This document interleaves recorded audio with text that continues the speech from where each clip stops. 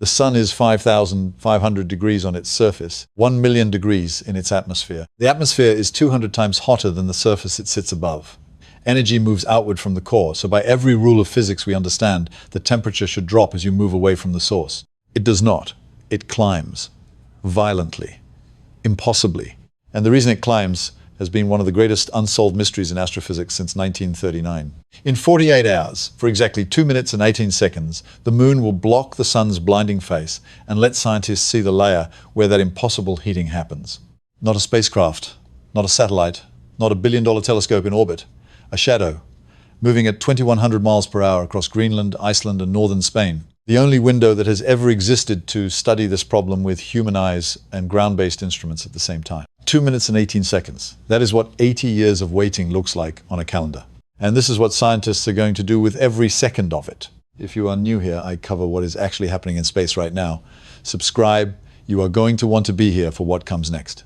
The corona mystery starts with a fact that sounds like a mistake. Hold your hand over a fire. The closer you get, the hotter it gets. Move away and it cools. That is how heat works. That is how it has always worked. Energy travels outward from its source and dissipates with distance. The sun's visible surface, the photosphere, sits at 5,500 degrees Celsius. Move outward through the chromosphere, the thin reddish layer just above it. Temperature drops slightly, as expected. Then something breaks. Cross into the corona, the outer atmosphere that extends millions of miles into space, and the temperature does not drop. It explodes. 1 million degrees Celsius. In some regions, 2 million. In the most active areas, 10 million. An atmosphere 200 times hotter than the surface it floats above, heated by a source that is further away. German astronomer Walter Grotrian first recognized the scale of the problem in 1939, when he identified spectral lines in the corona that could only be produced by iron atoms stripped of 13 or more electrons, a process requiring temperatures in the hundreds of thousands of degrees. His identification meant energy was flowing from the cooler surface into the hotter atmosphere, seemingly in defiance of thermodynamics. 87 years later, nobody has fully solved it. Not the Parker Solar Probe, which has flown closer to the sun than any spacecraft in history within 6.1 million kilometers of the surface and measured the corona in situ.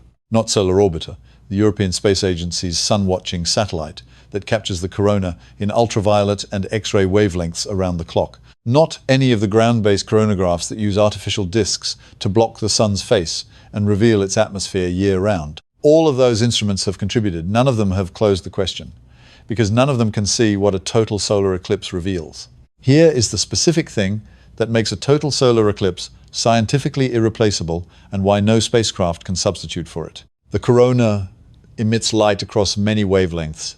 The versions captured by spacecraft ultraviolet, X-ray, extreme ultraviolet are invisible to the human eye and require specialized detectors, but are observable year-round because they cut through the sun's glare. Solar space telescopes study these wavelengths continuously. What they cannot do is observe the white light corona, the full, unfiltered, visible light emission of the sun's outer atmosphere from the ground, in the presence of Earth's atmosphere, at solar maximum, simultaneously with dozens of instruments measuring temperature, magnetic field, pressure, plasma velocity, and boundary layer dynamics all at once. Coronagraphs create artificial eclipses by blocking the sun's disk mechanics. But the instrument's own occulting disk creates diffracted light around its edges, a glow that washes out the faint inner corona, the region immediately adjacent to the sun's surface where the heating happens most dramatically. During totality, the moon's perfect alignment creates a natural block with no diffraction. The inner corona becomes visible in a way no manufactured instrument has ever replicated.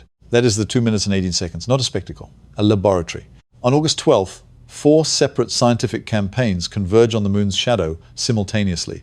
NASA's SAMI camera, the Skiffle multispectral airborne imager, will be aboard a WB-57 high-altitude jet flying at 60,000 feet, chasing the shadow at 460 miles per hour.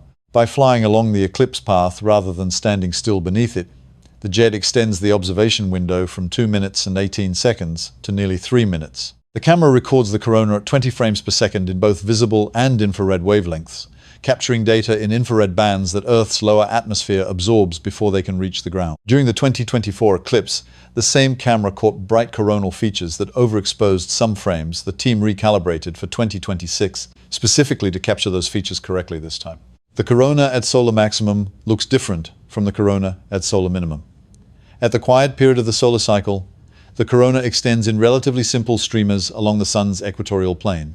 At maximum, where we are right now, active regions, prominences, and magnetic structures are scattered across the entire solar disk. The 2026 corona will be complex, dynamic, and revealing in ways that the 2024 corona was not, because the level of activity is higher. What scientists specifically hope to capture the fine structure of coronal magnetic field. The origin points of the solar wind, the stream of charged particles the sun continuously blows outward across the solar system, the same stream that drives aurora on Earth and disrupts satellites in orbit. The behavior of prominences, arches of plasma, suspended above the surface by magnetic fields, and whether any are on the verge of eruption. In Iceland, 2 teams from the University of Idaho and the University of Kentucky will launch 80 balloons, beginning 18 hours before the eclipse and continuing 8 hours afterward. Their instruments will track changes in temperature, pressure, humidity, and wind at multiple altitudes through the eclipse, measuring how suddenly blocking the sun's light collapses the planetary boundary layer, the layer of atmosphere that directly touches the ground. Data from the 2024 eclipse showed the boundary layer responds to the sudden darkness in real time in ways that improve atmospheric models used for everything from weather forecasting to climate projections. Angela Desjardins at Montana State University is coordinating student teams from several universities across both Iceland and Spain, deploying instruments that have never before been tested in a European eclipse corridor. The 2026 path passes over terrain and atmospheric conditions fundamentally different from the 2024 North American path, different moisture profiles, different latitude, different magnetic environment, giving researchers a natural comparison dataset. And on the ground in Spain, teams will be using ground-based coronagraphs, spectrographs, and magnetographs to measure the sun's chromosphere, the thin reddish layer just above the surface in wavelengths that reveal plasma velocity, temperature gradients, and the behavior of the magnetic fields that carry energy from the surface into the corona above it. The current leading candidates for why the corona is so hot are not fully settled, but they have narrowed. The first candidate is nanoflares. The physicist Eugene Parker, the same Parker whose name is on the solar probe proposed in 1972, that the corona is heated by an enormous number of tiny magnetic reconnection events happening continuously across the sun's surface. Each individual nanoflare releases energy equivalent to a 50 megaton hydrogen bomb, small by solar standards. But across the sun's entire surface, roughly 1 million of them fire every second. The cumulative heating from 1 million explosions per second, Parker argued, was sufficient to explain the corona's temperature. The second candidate is Alfvén waves. These are oscillations in the sun's magnetic field that carry energy upward from the surface into the corona, where they dissipate as heat. Parker's solar probe measured magnetic structures called switchbacks, abrupt folds in the solar wind's magnetic field that are consistent with alphenic heating. The waves have been directly observed. The mechanism is real. The question is whether it is sufficient on its own. The third candidate, proposed as recently as July this year, adds cosmic dust. A team at the University of Alabama in Huntsville showed that charged dust particles riding magnetic waves in the solar wind may be transferring energy to the corona in ways that previous models had not accounted for. The dust grains carry momentum. The momentum transfers to the plasma. The transfer adds heat. The paper argues this ingredient has been missing from solar heating models for decades. No single candidate has been confirmed as the primary driver. All three may contribute. And the way to distinguish between them, the way to determine which process is doing how much of the heating in which region of the corona, is to measure the corona's magnetic field, plasma velocity, and temperature structure simultaneously with the fine spatial resolution that only totality provides. That is what August 12th is for. The last time mainland Europe saw a total solar eclipse was 1999, 27 years ago. The next one visible from Spain will be 2046. 20 years from now, but this eclipse carries something that neither 1999 nor 2046 can carry.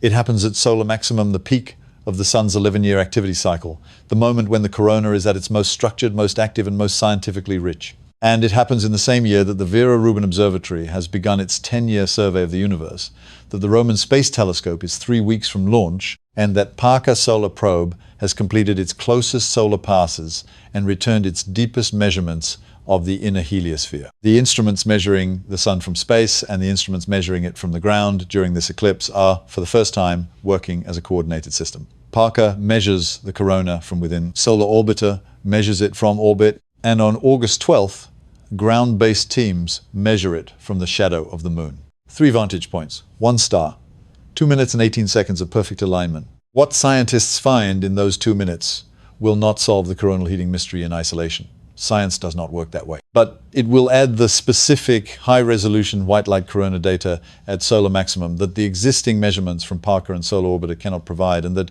combined with everything already in the dataset, may be what finally closes an 87-year-old question. The sun is 1 million degrees where it should be 5,500. Something is moving energy from the cooler surface into the hotter atmosphere, in violation of the most basic intuition about how heat works. In 48 hours, the moon covers the Sunday. The corona appears. The instruments fire. 2 minutes, 87 years of waiting. Whatever they find, I will cover it on this channel the moment the data is published. Subscribe. That one will not wait.